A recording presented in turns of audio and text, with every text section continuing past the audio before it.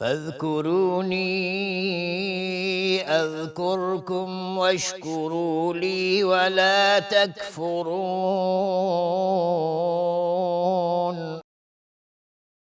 پس به یاد من باشید تا به یاد شما باشم و شکر مرا گویید و کفران نکنید.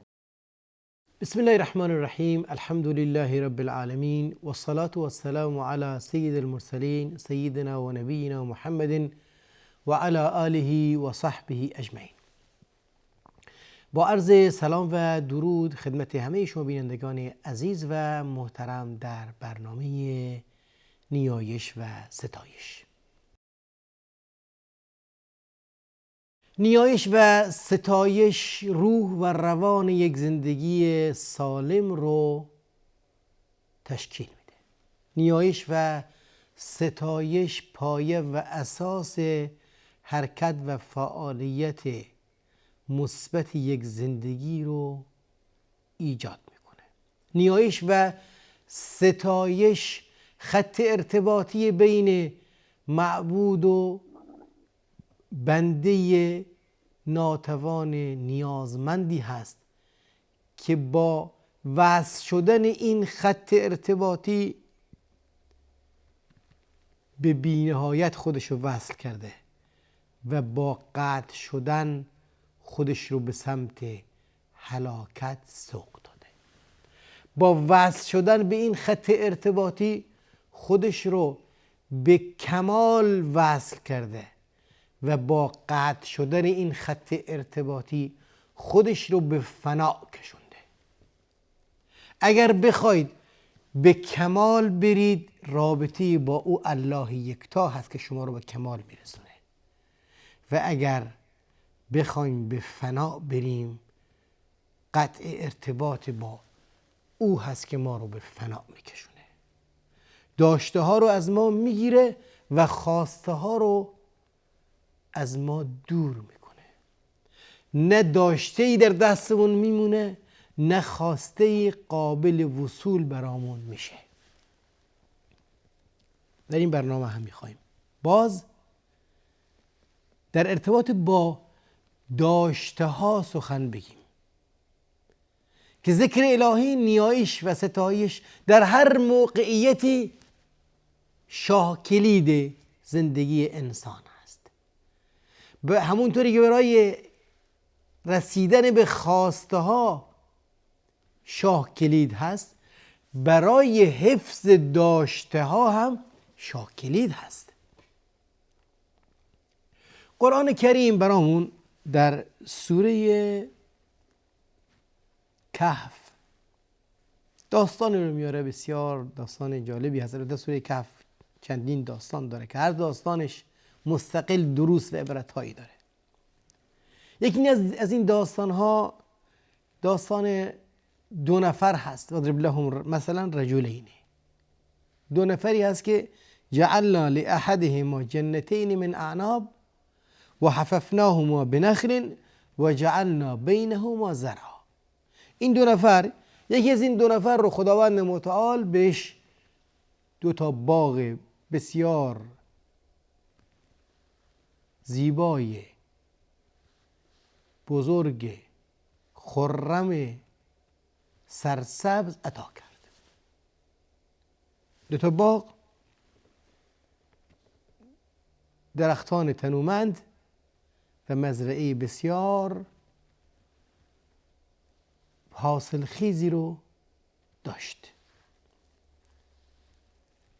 کنارش، در اطرافش درختای نخل سر به فلک کشیده بود و در وسطش هم که کشت و زراعت بسیار بسیار سبز و خرمی رو مشاهده میکرد. کلتا الجنتین آتت اکلها. هر دو این باغ ثمره خودش رو، میوه خودش رو داد و هیچ نقصی هم در این میوه وجود نداشت. و فجرنا خلالهما نهرا. و در بین دو تا باغ هم که نهر آبی رو خداوند متعال یا جوی آبی رو بهشون ارزانی کرده بود از چشمه قناتی، نعمتی از نعمتهای پروردگار. این کسی که داشت با اون کسی که نداشت مقداری شروع کرده فخر فروشی. و کان له ثمر فقال لصاحبه وهو يحاوره انا اکثر منك مالا و اعز نفرا. فخر فروشی کرد که انا اکثر منك مالا و اعز نفرا، من از تو بیشتر دارم، هم مال من بیشتر هست، هم طرفدار من بیشتر هست. اعز نفرا یعنی حمایت دارم، نفوذ دارم، شهرت دارم، نام دارم. هم نام دارم، هم نان دارم، هم شهرت و آبرو دارم بین مردم در جامعه و هم سفره من، امکانات من ماشاءالله خوب هست. و دخل جنته، داخل باغش هم شد.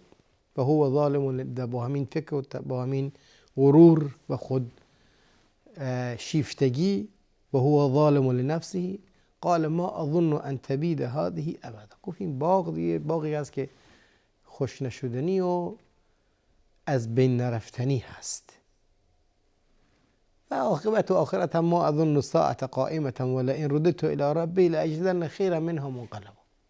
من که اگر خدایی که من الان داده اون هم خواهد داد. من یک استثنایی هستم و خداوند من اینو داده در دنیا، در آخرت هم به من بیش از این رو خواهد داد.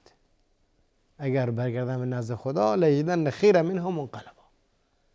آدمایی که خودشیفته هستن اینطوریه، در دنیا که بهشون داده میشه فکر میکنن که میگن آخرتی هم، اول که زیاد روی آخرت توقف نمیکنن، اهمیت نمیدن به آخرت. اگر موقعی بحث هم بشه میگن ما که آدمای محبوب خدا هستیم، میگن نمیبودیم خب ما خدا نمیداد.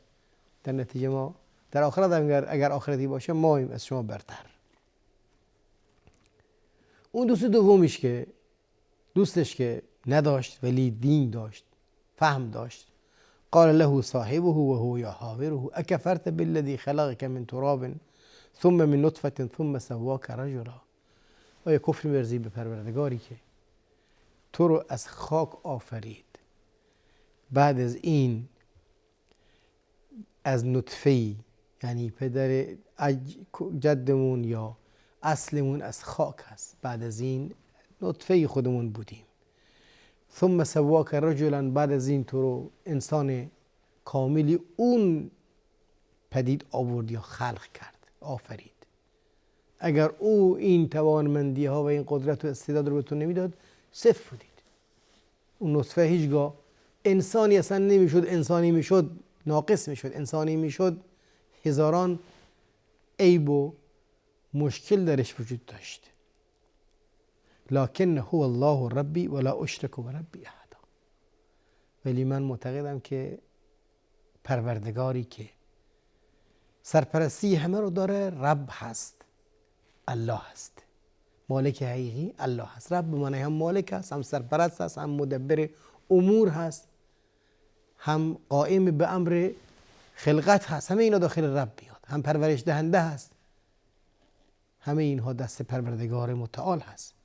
ولا اشرک بربی احدا، و هیچ احدی رو هم با او شریک نمیکنه. او هست، همه اینها زیر دست او هست و با او هم هیچ کسی رو شریک نمیکنه. ولولا اذ دخلت جنتك قلت ما شاء الله. چرا وقتی که داخل باغت شدی نگفتی این چیزی است که الله خواسته؟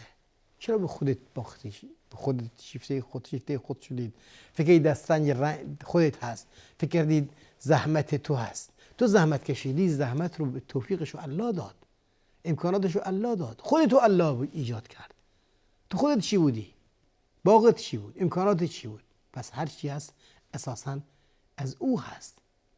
ولولا اذ دخلت جنتك قلت ما شاء الله لا قوة الا بالله. هیچ نیرویی نیست مگر با الله. نه من نیروی دارم به غیر از اراده الهی، نه این درخت ثمری میده به غیر از اراده الهی، نه این نهر و این آب را میفته مگر با اراده الهی، نه این زرع و کشت ثمر میده مگر با اراده الهی. همه اینها مصدر قدرت و قوتش الله متعال هست. وجود اینها از الله متعال سرچشمه میگیره. اگر الله نمیخواست وجودی نمیبود در کار. ولولا اذ دخلت جنتك قلت ما شاء الله لا قوة الا بالله. چرا اینو نگفتی؟ این ذکر الهی، این یاد پروردگار در این شرایط واجب بود بر تو و عدم این ذکر و فراموش کردن این نیایش و ستایش تو رو در ورطه هلاکت و نابودی میندازه.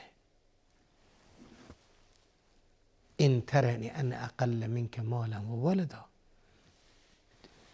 آیا به خاطر اینکه منو داری میبینی که من از تو کمتر دارم مال و فرزند و امکانات؟ این معیار نیست که فکر کنی که تو محبوب تری. این معیار نیست که تو بر دیگران فخر بفروشی.